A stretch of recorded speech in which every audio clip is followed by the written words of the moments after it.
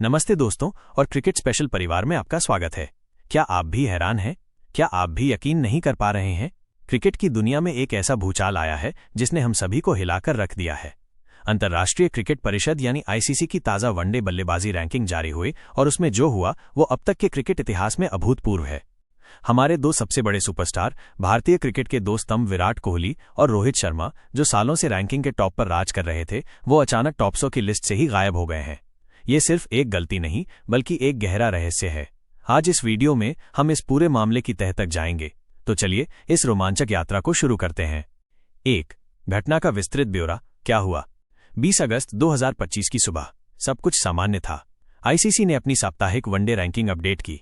हर कोई देखने को उत्सुक था कि रोहित शर्मा, जो दूसरे नंबर पर थे, और विराट कोहली, जो चौथे नंबर पर थे, कहां पहुंचते हैं। लेकिन जब लिस्ट सामने आई तो हमारी आंखें फटी की फटी रह गईं।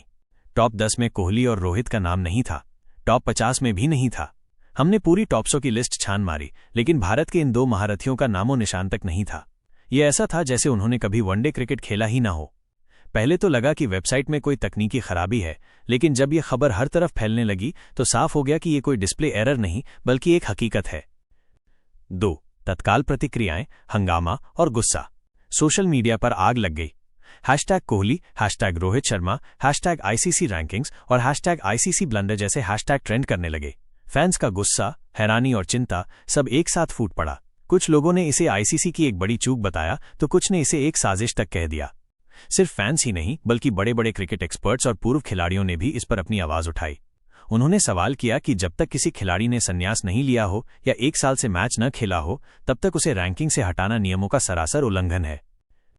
3. आईसीसी की रैंकिंग प्रणाली। क्या है इसका गणित? इस रहस्य को सुलझाने के लिए हमें आईसीसी की रैंकिंग प्रणाली को समझना होगा। ये सिर्फ रनों का औसत नहीं है, ये एक जटिल पॉइंट्स आधारित सिस्टम है जिसमें कई बातों को ध्यान में रखा जाता है।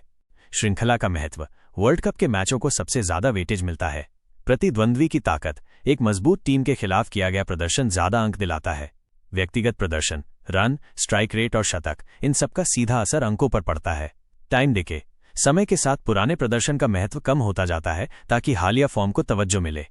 यह सिस्टम पूरी तरह से ऑटोमैटिक है, लेकिन नियमों और मानवीय निगरानी से चलता है। 4. नियम का विश्लेषण, 12 महीने का इनएक्टिविटी रूल। दोस्तों, यहीं पर यह मामला और भी गहरा हो जाता है।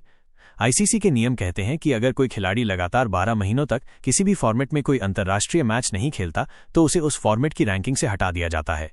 लेकिन रुकिए, रोहित और कोहली ने हाल ही में मार्च 2025 में आईसीसी चैंपियंस ट्रॉफी में खेला था। इसका मतलब है कि उनके आखिरी मैच को इस घटना से महज 5 महीने हुए हैं।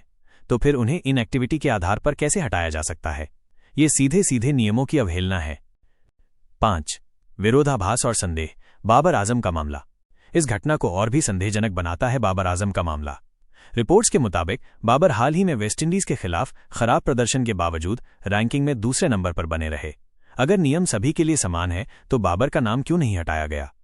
ये विसंगति साफ इशारा करती है कि ये कोई सामान्य प्रक्रिया नहीं बल्कि एक विशिष्ट त्रुटि है जिसने केवल कोहली और रोहित को प्रभावित किया। फायदा किसे हुआ? इस पूरे घटनाक्रम का सीधा फायदा भारत के युवा बल्लेबाजों को मिला है। शुभमन गिल, जो पहले से ही टॉप पर पहुंचने के काबिल थे, अब ऑफिशियली नंबर 1 वनडे बल्लेबाज बन गए हैं। और श्रेयस अय्यर भी 8वें स्थान से छलांग लगाकर 6ठे नंबर पर पहुंच गए हैं। हालांकि ये तरक्की एक बड़े विवाद की छाया में हुई है। 7. आईसीसी की जिम्मेदारी और निष्कर्ष। ये घटना आईसीसी की प्रणाली पर एक बड़ा प्रश्नचिन्ह लगाती है। सबसे बड़ी विफलता कम्युनिकेशन की रही है। एक त्वरित स्पष्टीकरण, एक छोटा सा बयान भी बहुत से भरोसे को वापस ला सकता था। इस चुप्पी ने अटकलों और भरोसे की कमी को और बढ़ाया है। दोस्तों, अंत में ये घटना हमें याद दिलाती है कि कोई भी सिस्टम त्रुटियों से मुक्त नहीं है। विराट कोहली और रोहित शर्मा का कद किसी रैंकिंग से कहीं ऊपर है, लेकिन फिर भी एक पारदर्शी और न्यायसंगत सिस्टम का होना बहुत जरूरी है। हमें उम्मीद है कि आईसीसी जल्द से जल्द इस गड़बड़ी को सुधारेगा और क्रिकेट प्रेमियों के दिल में बसे विश्वास को फिर से कायम करेगा। क्रिकेट स्पेशल परिवार की ओर से दोस्तों, इस विस्तृत विश्लेषण को देखने के लिए आपका धन्यवाद। अगर आपको हमारी ये जानकारी पसंद आई हो तो इसे लाइक करें, अपने सभी क्रिकेट प्रेमी दोस्तों के साथ शेयर करें और हमारे चैनल क्रिकेट स्पेशल को सब्सक्राइब जरूर करें। घंटी का आइकॉन दबाना न भूलें ताकि ऐसी ही गहरी जानकारी से भरपूर वीडियोस की सूचना आपको तुरंत मिल सके। नीचे कमेंट में बताएं आपका इस पूरे मामले पर क्या विचार है।